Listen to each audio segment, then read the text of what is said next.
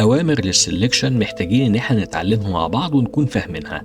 لو دخلت على الإيديت مود وعلى الفيسز وجيت اخترت الفيس ده وعايز اختار كل الفيسز اللي على نفس المستوى اللي على نفس المسطح، ممكن هنا أقول له شيفت جي واخش على كوبلانر، هيبتدي يختار لي كل الفيسز اللي على نفس السطح ده بالظبط، ما يختارليش دول. لو جيت انا هنا مثلا واخترت الفيس ده وقلت له شيفت جي واخترت كوبلانر، هيختار لي كل الفيسز اللي على نفس السطح. دي طريقه تخليني اختار بشكل اسرع جدا.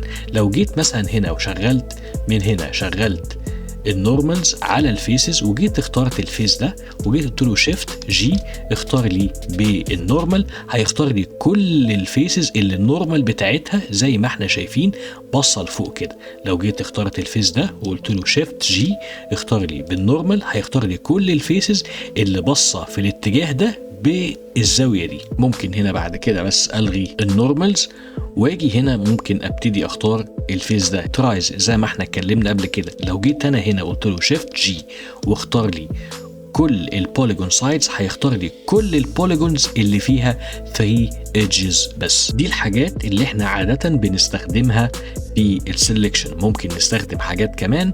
لو جيت اخترت الفيس ده وقلت له شيفت جي اختار لي الاريا بتاعتها، هيحسب لي الاريا بتاعت الفيس ده ويختار لي كل الفيسز اللي ليها نفس مجموع او حساب الاريا بتاعتها. لو عجبك المحتوى ما تنساش تعمل لايك وسبسكرايب.